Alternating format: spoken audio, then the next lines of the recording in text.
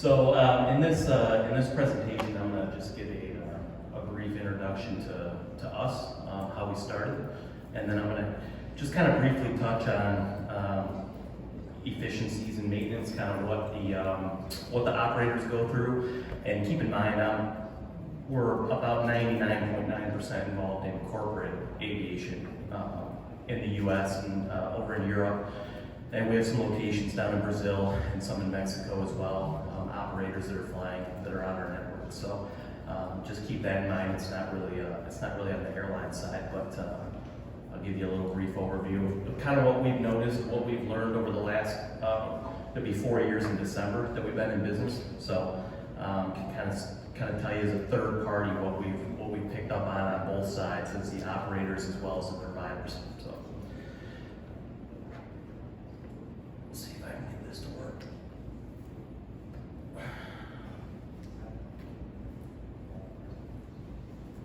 Okay. All right, so I'll leave it here for the introduction. So the name of our company is MRO Insider. Like I said, it'll be 4 years that we started in December. And the basis of our company is that we're a third party that allows aircraft owner operators to request multiple maintenance quotes in one spot. And so how we generate our revenue is we go out and charge a flat fee instead of a commission, instead of brokers, instead of kickbacks, which is pretty standard in aviation up until this point. We charge them a flat monthly fee to be on, and then what we do is we take their FAA op specs or EASA, wherever they may be, and we plug that into the backside of our network. And so it will automatically sort that request by what the capability is of the shop. If they have this, if they have the training, if they have the tooling, if they have the ability to work on that aircraft, they will receive the quote. They can quote it back, and so that guy no longer has to call around to 5, 6, 7 different maintenance providers and email with salespeople back and forth, and just to get the quote. He gets them all in one spot. He can always, of course, go back and research that. We're based in Michigan. Craig, who's our Director of Business Development, is based down in Austin, Texas. And Perry, who's our Director of Marketing, is based in Bisbee, Arizona, which, if you don't know where that is, it's 10 miles from the Mexican border. So we're kind of spread out. And our developer, we have him as well, and we have somebody down in Brazil for us. So without further ado, this is kind of a little spiel here about what the operator is looking at as far as scheduled maintenance. So these are mostly the 3 most important things for them. It's downtime. The long-standing opinion was it's price. That's in the beginning when we started this program. It was we don't want you driving the prices down to the bottom. We have seen nobody on our platform, and we have over 50% of the requests, whether it's an AOG, a parts request, or a scheduled request, over 50% are accepted by somebody on our platform that go through it. We've never seen anybody choose the lowest price. So that is pretty interesting. We use it a lot in our sales pitch. It's pretty interesting to know that that's the case. Even with engines, I mean, if they're not on an engine program, they're still not going to go to the cheapest guy that's going to fill the engine with PMA parts and whatnot. So value, cost versus reputation. So going in from the downtime and the cost, obviously we have a way to review the shop so they can read about them and see what their program is and what other people say about them. But as far as the cost goes, what we found is that if you had a Citation 10, let's say, or a Gulfstream, and you wanted to get a quote from Textron or from Gulfstream, the actual OEM, or from a Standard Aero, one of the really large maintenance shops, they will weigh that and they understand the price is going to be more. But what they want to see is side-by-side comparisons to see what the premium is that they're going to pay above that third-party or gray shop. So they're willing to pay 20 or 30% more sometimes to have Standard Aero in their logbook or to have Textron in their logbook just to keep the pedigree there on the corporate aircraft side. And if anybody has any questions anytime, you can stop. I'm a nerd, so this stuff is like second nature to me as far as maintenance is concerned.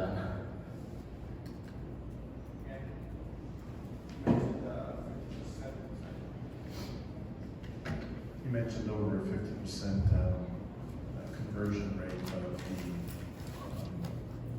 the offers, et cetera, what would you say would be the reason why, or the reason if you put the other +% choose otherwise, just for context sake? Honestly, it's because we're so new still that we haven't gained the market share as far as having, we're missing Duncan Aviation, we're missing Westar, we're missing some of the OEMs. We're working on getting Embraer signed up right now, as well as Bombardier's mobile service units in Europe and the US. So as we continue to gain that momentum and get our flywheel going, it should increase. A lot of it's operators too. If you take, like an Amway Corporation or Dow Chemical or L Brands or the people that use our site, they'll come out onto our site to see what their options are. But if one of the big guys can get them in, they're probably going to go there because they don't really care. I mean, they just want their plane perfect when it comes out and make the boss happy. So, unscheduled maintenance. This is a big thing for us as well. This was kind of our pivot point. Last July, we launched our app, which is, as I mentioned, similar to Uber or any other kind of our hailing operation, I guess.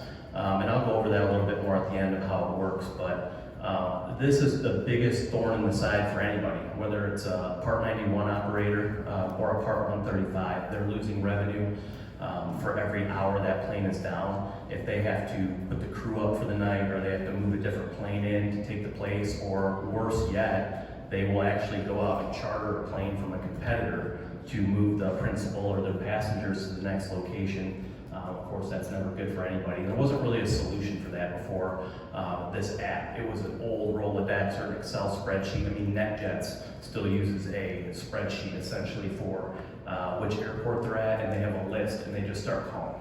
And that's their solution before this app came out. So it's a big deal for them. They want to get somebody out there to help them. And when you start getting into the AOG, they're not really, and we've heard this, it's pretty interesting, they don't really care about the Duncan difference. They don't care that Westar is where experience shines. None of that matters. They just want a 145 repair station on a drug and alcohol program that has the training, that has proof of insurance to drive their van out and repair the aircraft so they can get up in the air and start generating revenue again. So that's been pretty interesting to hear on our side. So of course they're focused on downtime. That's it. It's the ETA. They don't care what the price is as long as it's, they're not gouging them obviously, but most of the pricing we see come through is all pretty comparable. So it really comes down to how fast can you get out to the airport and how fast can we get the plane back in the air.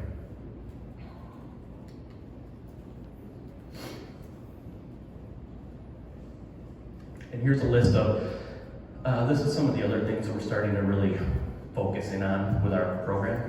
So fuel, parts, detailing, hangar rental, catering. Obviously the fuel, the detailing, the hangar, and the catering, that's starting to get over more to the scheduler and dispatcher side. But they're all in the same department for the most part. Hangar rental, overnight parking somewhere where they just don't want the airplane sitting out. Catering, that's self-explanatory. Detailing, similar to how the AOG works on our platform. They just kind of want to know who's in the area and who can come out and what they're charging. So, and again, I'll kind of go over that a little bit later.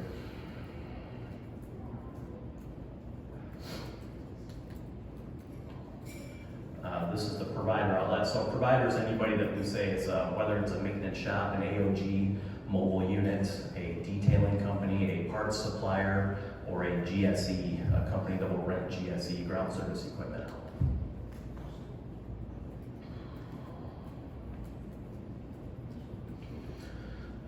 Scheduled maintenance. One of the biggest issues that we have, I guess, uncovered, or that's kind of come to light for us, are the challenges of quoting, getting it out in a timely manner, not letting anything slip through the cracks. So here comes the emails and the multiple phone calls, and there's 5 people involved at the company, and they're all trying to figure out how to quote this job. Meanwhile, that guy maybe went somewhere else by now, or chose a different quote. Balancing quality with the cost of repair. A lot of this comes down to, it's partly the race to the bottom, but they will, they have to balance how many experienced technicians, I hate to say it, but would be on a project versus unexperienced technicians. So you have people that are fairly new students that have maybe done some virtual reality training. Now they're actually out there on the floor removing panels or helping out the senior technicians. And then communication challenges. This is something that we've been really working on as well. There isn't really a good solid program or a way for them to keep track of which stage the aircraft is in. If you look at everything else in your daily life, ordering a pizza, they send you an update that says your pizza's being made, it smells good, now it's in the oven, now it's on the way to you. There's nothing like that for your aircraft. So it's constant email updates, especially with the big Part 135 or the quarter share companies. They have so many planes and so many maintenance items going on, whether it's AOG or scheduled, that they're just emailing, and they're trying to keep well, you can't email that guy, I gotta email this whole group so that the whole group gets it. So that's just been a struggle that we've noticed, hence kind of why we developed this program as well. Unscheduled maintenance. Can I ask a quick question about Yeah, that? sure. The alerting and the emails and everything, do you see it as a problem of volume and just it becomes overwhelming and no one cares? Or it's the wrong format and the wrong sort of method of that communication? Right? If you get 1,000 emails, you're gonna start to ignore the emails. If you get 1,000 push alerts, you're gonna throw your phone out the window. Right. Mostly what we hear from the operators that we're dealing with that manage large fleets is that there isn't really a solid way to keep track of like which specific aircraft you're getting the email. So you can imagine a QS tail number, there could be 150 different ones in the inbox. And so that was kind of what they've been running into, is how do we keep track of all these different, they're off by one digit. And so how do we organize that and keep ourselves on track? Does that answer your question? All right. Unscheduled maintenance. This is where, in our humble opinion, this is where the industry is really going to start growing now. We've seen a ton of people switching. Wheels Up had their largest membership sales in 2020. NetJet set records as well. FlexJet, they're adding several more aircraft. JetLinks is on our platform. They're adding aircraft. Obviously, Wheels Up has been on a buying spree. They bought Mountain Aviation that's on our platform. And they're continuing to purchase Citation 10s and other aircraft. So this is going to be big because you're seeing people that used to fly business class and they've now realized that they can jump onto a private plane for relatively the same price, I guess, when you factor in their schedules and whatnot. So this has been big. There's several companies that are way ahead of the curve on this. Constant Aviation, Jet East now is growing a lot, and some other ones. So getting good technicians is probably the hardest thing when it comes to AOG, because those are the guys that need to be able to troubleshoot. They can't just go put a panel on. They can't just remove a box and swap it out. There's just no easy way to do it. They need to be able to look at the plane, start in the tail, figure out what's going on, and get the aircraft back up in the air in a timely manner, of course, without taking 6 hours to do it, without having to call the head shop. So finding qualified AOG technicians they're at the point now where the big guys are getting people right out of school and letting them kind of job shadow and ride along with the experienced guys, just so they can they can build their own team in-house.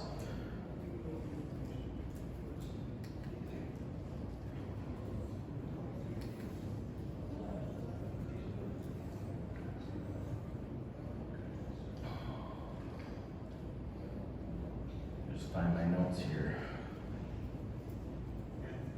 Question? Go ahead. You mentioned Wheels Up and NetJet. So do their sister, you spoke about NetJet, Wheels Up, to their sister maintenance companies, Gamma and Jet East Corporate Aviation, they're tied in? I didn't hear the last part of that, I'm sorry. Gamma Uh-huh. Aviation Uh-huh. and Jet East. Gamma bought Jet East. Right. And and Gamma own Wheels Up. Are they all tied in, the maintenance companies as well? Well, Gamma didn't actually own Wheels Up. They were the hired management company, so Yeah. they had the pilots and they had the staff to basically do the scheduling and whatnot. So those two divisions, I mean, they're still together, the same people, we still deal with them. The Gamma that bought Jet East is actually the Gamma engineering side. Yeah, So Fort Lauderdale, yeah. Yeah, there's two divisions there. So, yeah, the one that owned Jet East, they're the actual MRO that had the location at PBI, and then they were over in Dallas and had those locations. So, we do, you know, Jet East is on our platform, and then of course there's some friction there with between Jet East and Constant and FlexJet and all these other people. So Yes. they're basically trying to pull each other's technicians away right now is what we're seeing. I'm the risk manager, have been for Jet East, so I was wondering what was going on. Yeah, nice. Now they're growing like crazy. I think we add about 5 to 10 technicians for AOG every month onto our platform for them that they've hired. So And they can't find enough. yeah, it's tough. It definitely takes a special person to be able to do the AOG. A self-starter and somebody that can sit at home and be on call, you know, for 7 days in a row and 7 off and that kind of a thing. It's not a regular schedule. Do parts with people like corporate jet support, those kind of guys? We don't typically. I mean, what we've done is we've shifted away as much as we can from anybody at all that's would make it so that there's a fee tacked on.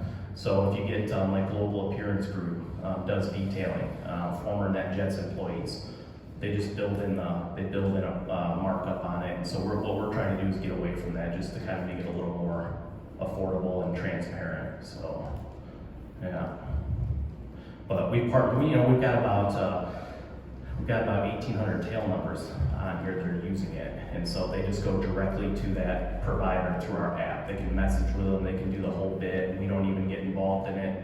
That provider's just paying us a flat recurring fee every month, and away they go. So it's their business. And This is for maintenance schedule, they're unscheduled. What about after an incident? They run off the runway, the nose gear collapses. They can bid the repairs on this too. Yep, we've done insurance, you know, hail damage, things like that. Yeah. We've done, you know, Bank of America and some of these other places have dabbled in it for lease back returns to get new interior, new paint, you know, get it refurb before they're gonna resell it. So yeah, it's open for anybody that needs this stuff done. Well, have you approached the insurance companies?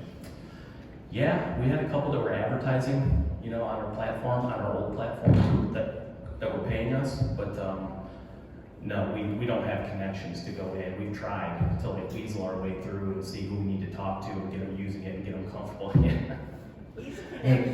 What's happening is when my clients I insure airlines. Mhm. My clients have an incident, it's my client's obligation to get a quote and to get it approved by the insurance company. Sometimes the aircraft's in a more remote location and the quote's not acceptable, so maybe on that platform. This is a lot of turboprops and piston aircraft more than jet, but it might be beneficial for them to be able to access several quotes right away. Of course, the insurance company is going to pay the lowest price. Right. Yeah, no, they can definitely do that. There's they have the ability to upload a do list or photos or whatever it may be, and that will travel with the request. So they kind of know what they're getting into, and they can, give a more accurate quote. So, and Craig, he's been talking to some of the airline repair that do AOG response for the airlines and other things too. So we definitely have the ability to do that. As far as turboprops, I mean, we love turboprops. We have a ton. We have a lot of PC-12s.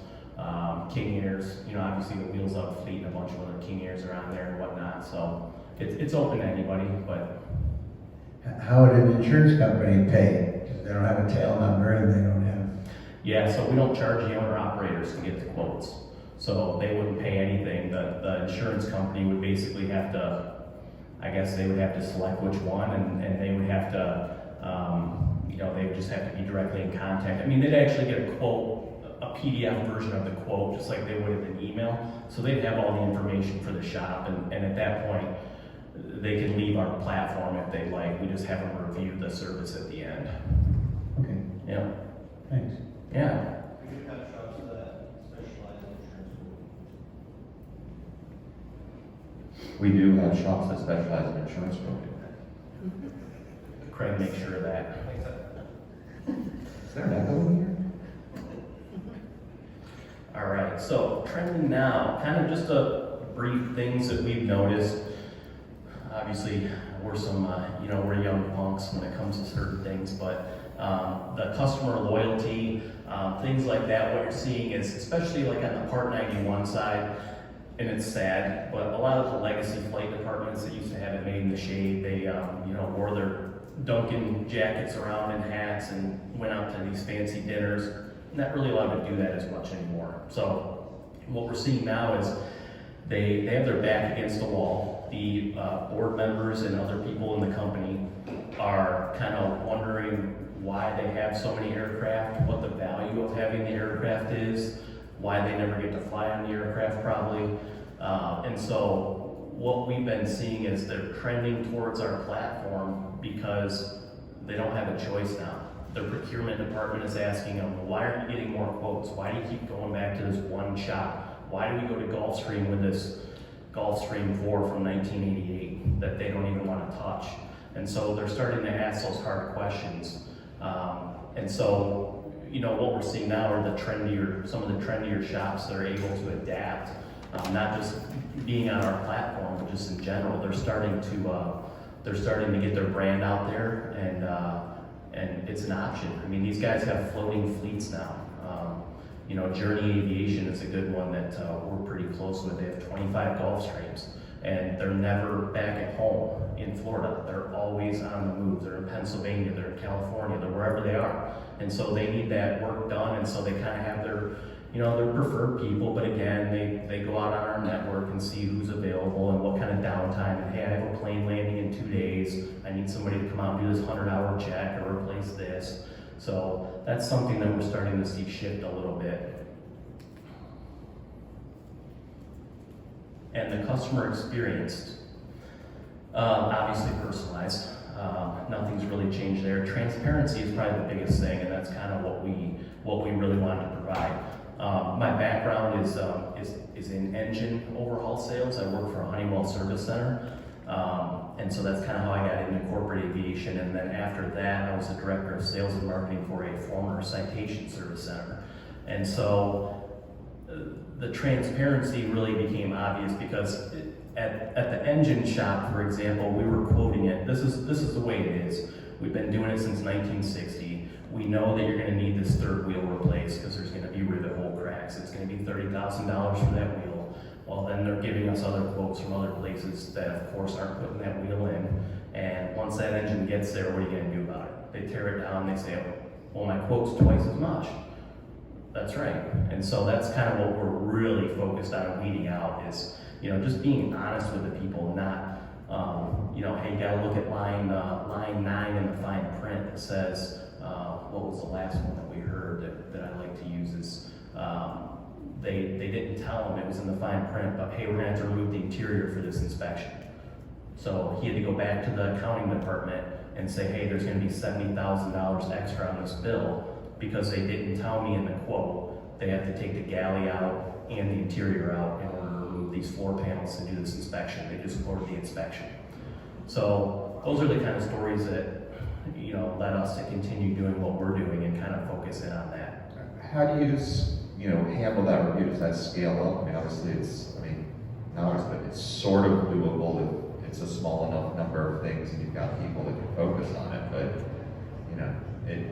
if you go from 1,800 to 18,000 tails, big win, except the part where you can't actually do that anymore, at least by hand. Yeah, it's tough. All we can do is, our whole business model essentially was as we continue scaling that, the people that are doing this will eventually they'll be weeded out because of reviews. They're not going to want to pay every month to have a 1-star review. So it's interesting, and for us, the cool thing is, and where I worked, it's kind of how this whole thing came about, is that these small to medium shops that do excellent work and they have a great reputation, they're now getting work out of this platform. And otherwise, no offense to the audience, but they can't spend $150,000 at AIN for a banner. You know what I mean? I mean, they have to have another way to get in front of these people, and so that was kind of the basis of this. Where I worked, we were situated, Duncan was on one side and Constant was on the other. And so our marketing budget was about 50 grand for the year. And so I'm watching planes on FlightAware fly right over top of us, and then Constant's calling to rent the tooling from us to do the job. And so it was just so hard to get your brand out there against some of the big guys. So that's what we've seen too, is that we're letting people know, and that's what the Part 135 guys enjoy too, and the 91 guys is, keep finding these people for us so that we don't have to go to these big guys. Like, we don't want to do that. We just don't know who else is out there, who's available to help us, who's certified for that aircraft. I love this marketplace. This is phenomenal. How is the reviewing going with the stars or 5 stars or however you're doing? I mean, are the reviews that are being posted on there, they're pretty accurate? Are you seeing trends and maybe a 1 star here, but is it like consistent, or do you have anything? So maybe you get 5 stars, 5 1 stars, you're on the bottom of the search engine, or results or anything like that. Yeah, we haven't really had enough yet to really pinpoint that. As far as the AOG, I mean, the trouble that we're still trying to fix is that you have a couple of players on our network that just mop the floor on AOGs. Like Constant, I mean, they respond in 2 minutes. They have already responded to that customer, guaranteed, and Jetties is probably 3 minutes. And so these guys, whoa, and that's it. So if you don't have your crap together to do AOG and you're trying to compete on this platform, it just doesn't work. So of course they're getting constant reviews, right? Constant's getting constant reviews and winning the jobs. FlexJet is on there, so they're sister companies, but they use it because it's easier for them. So they're typically review Constant pretty well on there, so we do see some of that. But yeah, just haven't quite gotten enough. It's a lot of hand-holding still at this stage for us because it's new. And so as the younger people come in, they pick up on it right away. They can put their stuff together, send it out, don't have to worry about it, get the quotes back. It saves them hours of time, right? So hopefully as we go, that will become more evident. And something that we're working on right now, it's in development, it should be done here in probably about a month, is we're issuing a QR code for every single provider on our network and also on the FBO side. So they'll be able to go in, even if they haven't used our platform, they can scan the QR code real quick, they can leave them a review. So it's similar to how Yelp does it for a restaurant. So we're hoping that will really start generating some reviews as well. And while I have a microphone, some friends that are brokers, or they used to be with an OEM and now they're doing consulting and customer support, they're always talking about what needs to be done on this aircraft or the other before it gets sold, or else just helping customers as end of life or the different phases that they go through. Do you already have those folks on board with you that they could use that to get quotes for these services that need to happen before a business transaction? Yeah, we have, so there's a couple things. We have people that are just independent, maintenance consultants. And then we also put together, we have a program that we call a Fit Team. And it's, there's 3 guys. One is up in Montreal, and he's a Bombardier expert that's delivered new planes, and he manages projects for other ones, going through certain things. And we have a Gulfstream guy, and then we have a Citation guy. One guy's in Savannah, one guy's in Louisville, Kentucky. So that's another thing that we offer, is that they'll actually go through kind of what your due list is before you're gonna, it's a pre-buy essentially, pre-purchase evaluation. They'll go through and say, hey, you better watch out for this. We know this airplane, you're gonna have to do this. The landing gear is gonna need to be overhauled, and when that happens, there's gonna be corrosion, we guarantee it. So the price is gonna be this, it's not gonna be this, that you're getting quoted probably. So yeah, it's one of the options that we have on there. If you sign up, you'll see there's pre-purchase inspection as an option. So when that quote request goes out with the due list, that shop or all the shops that receive it, they know that's what you're looking for. Is, hey, I need a pre-purchase evaluation here. Yeah, Ron Deck used to be with Embraer. He's doing that, so maybe if you could probably integrate your network and support you that, because he knows all the platforms inside and out. Yeah, absolutely. Thank you. I have one question. When it comes to your product, how many years you guys have been involved? It'll be 4 years in December since it went live, coming up here. My question has to do 2 points. One, seeing the call it gap in terms of maintenance issues that could come up. How are you connected with universities or anything like that, showcasing the problems that exist within the aircraft industry? And then secondly, in terms of the streamlining of being able to identify the problems in crafts or finding new ways of, so in other words, assessing the information that you're getting. You know, not applying AI, but in a sense being able to evaluate the knowledge so that you can begin to activate it and let it become of use for different areas of the industry to make it become, you know, a game changer in how people design. Because like what you just said there, you have to take out the whole infrastructure to solve a small problem. That means it's a design problem. Because if you gotta take out and cost, it's gonna cost you that much. That means you gotta change the way you design a craft. If you get into situations like that. So how do you, with your information, etc., can help inform? There's a couple of different design schools that deal with designing these crafts, etc. Yeah, so that's a good question. So one of the things that we do is, first of all, with the data thing, we don't sell any of the data. We've had people approach us in the industry. We don't provide any of that information other than what we've been doing is taking taking the due list, taking the average quoted price, the average downtime, and we kind of factor that in and come out with and share that with the facilities that are quoting it, so they can kind of hone in more on, where their pricing stands, where their downtime stands, and any other information that we get. But as we go along, we'll definitely, we're working on basically a workflow management section of this with some bigger providers.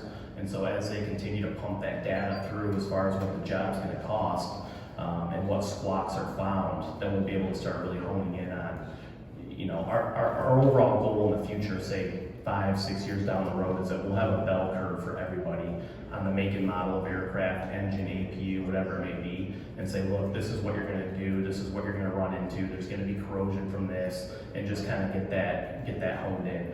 As far as the getting more people involved, that's definitely something near and dear to us.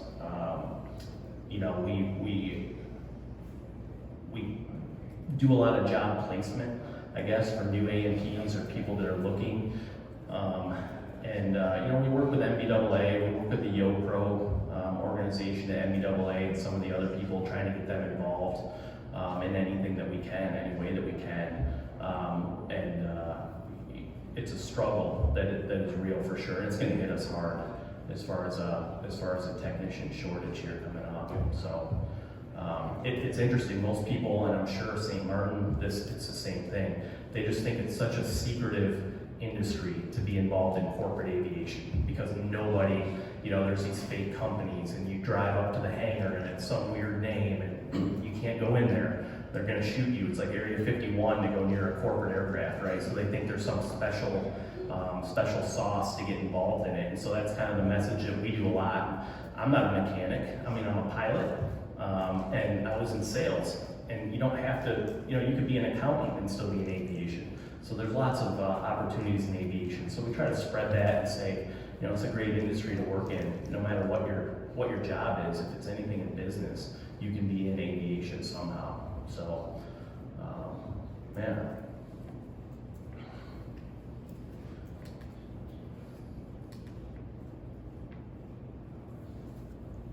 Industry solutions. So this is kind of the things that we've noticed as far as providers to kind of, that we share with them.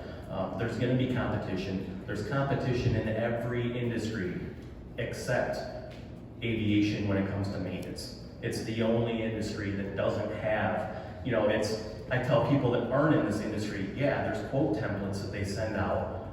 We'll review the quotes, 4 different quotes, 4 different formats. They're not even the same. They can't even compare them line item to line item. If you go out in any other industry, if you wanted this resort built, there's a standard. that here's the quote, here's what it's gonna cost for the foundation. Business aviation, it's like hide and seek. Like, where's the actual number gonna be? And Harry has a good relationship with one of the flight departments that the guy said that he'll spend a week with an Excel spreadsheet going through each quote, trying to get an apples to apples comparison on where he's gonna send this aircraft. So 40 hours, and the guy's making probably 150 grand a year, and he's sitting there spending it trying to compare stuff. So the competition's gonna be there. They're already on our network comparing stuff and going back to the big guys and saying, I can go here. I mean, what's so special? You know, practice what you preach. That goes into the fine print thing. Communication is essential. That's probably the biggest complaint that we've ever heard. It's, you know, again, it's a learning process with our platform, but the amount of training, and I'm young and probably don't know what I don't know, but when an AOG request comes in and they can't support it, they don't even respond. So we're putting you in front of jet lanes, FlexJet, EJM, these big 280 planes EJM has under management, nothing. So we actually have to go out and spend our time, the three of us, training people to say, you gotta respond back. Say, hey, sorry, I can't support this aircraft today. That's it. Get in front of the customer. Get your brand out there. That's all communication. They want to know that you got it. They might know that you got it. And they're like, wow, that's weird. They didn't even respond back and say, sorry, I can't be there until tomorrow or whatever it may be. So, and of course, for our benefit, please incorporate technology. That's the other thing that they do a good job of. There's more and more stuff coming, like you saw with the training. We've seen that at some of the schools near us and whatnot. So I think there's some good stuff coming down the line. But the main point is that, and one of the goals of this thing is that I've been passionate about aviation since I was born into it, basically. And we don't want to see people get discouraged, and that's what we've seen. You know, they get talked into buying a certain aircraft. They don't do a proper pre-buy inspection. They find corrosion. It costs them $70,000. Then they're with a crappy management company that's sending them an invoice every month. Pretty soon they sell it after about a year and say, well, that was dumb. I don't ever want to be involved in corporate aviation again. So we don't want to see that. We want to see people thinking that it's easy, that it's transparent, it's like anything else they do in their life. So operators, make informed decisions, use your network, whether it's our platform or another one, just see what's out there, build it up, see what's available, because when that one time comes and you can't get Joe, who you always use at this airport, you're going to be in, it could cost you a lot of revenue. And then incorporate that technology as well. I'm Andy, there's my email, there's my phone number. Our website's mroinsider.com. That'll take you to our homepage, which is basically a long scrolling text. You can kind of see what we do. We have a tree planting program that we started doing last year, where we're planting trees for every app download that we get. So kind of something that we go up as a team building thing to do into northern Michigan. And not bad. Also, there's some photos and a drone video. It's pretty cool of that. And then you can register for free if you're an operator. Just click the register button. It'll save your aircraft info. And of course, we don't sell it. You don't even need to put a tail number in. You can put a nickname in. And then some of the real quick, some of the things we have coming down the pipe. We have an FBO feature that is developed. I'm building up profiles. We have 23 FBOs so far. The largest millionaire franchisee, Galaxy FBO in Texas, and some other onesie-twosies. So the way that our app works with AOG is that any tech within 300 nautical miles of your AOG will receive the push notification on their phone, tablet, computer, and also an email alert.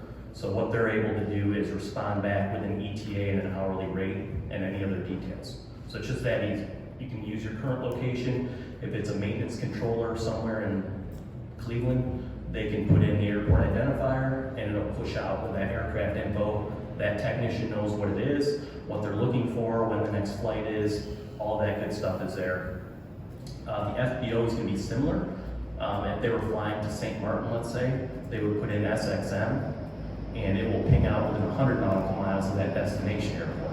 So what that does is, again, it allows other FBOs at other islands or other locations in the US or Europe to also receive that ping, and they can quote the entire package back as well, so that operator can then compare the ramp fees, the handling, the ground transportation, the jet fuel, 100 low lead, hangar rental for the night, whatever it may be, all that will be there for him to compare. So the idea behind that is that, you know, Gary, Indiana, which is not the greatest city in the US, they're only 20 minutes from Chicago. So they're gonna get that ping, they're on our platform now. So maybe you won't go to Chicago Executive, you'll swing your plane over to Gary because you're gonna save 10 grand on fuel, because that's just what they do, right? That's where the margins are. So that's kind of what we're working on next, as far as getting that going. And we plan to start charging the FBOs for that next year. And yeah, it should be pretty neat. So that's kind of my little spiel. Final question, Charles? Uh-oh. What's your biggest growing pain at the moment? Our biggest growing pain is marketing to the owner-operators, mostly the Part 91 guys that are hard to find and hard to get in front of, and getting them aware of this platform. Because what we see is everybody, when they see it, they say, well, this is awesome, this is the greatest, how'd you think of that? Well, dude, we've been around for 3 years, I've never heard of it before. Or they think we're a magazine. Yeah, that's what I thought. Yeah. So we're gonna change that trend too. But yeah, that's probably our biggest growing pain, is just getting the user pings. We average about 1.2 pings a day right now, which is solid for us through the app in the United States. So it's just getting that up to about 5 pings a day when we can hit critical mass and really get all the other guys on board. Sounds like you might need a great PR. Allison? Kelly? Sounds good. So what is your universe? The provider, the number of providers and the number of operators that you have. Can you quantify that?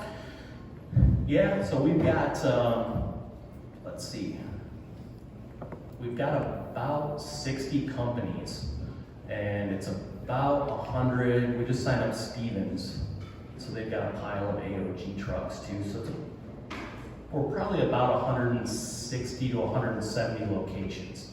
So we've got 6 locations with Signature Technic here in the UK, so they've got their trucks on there.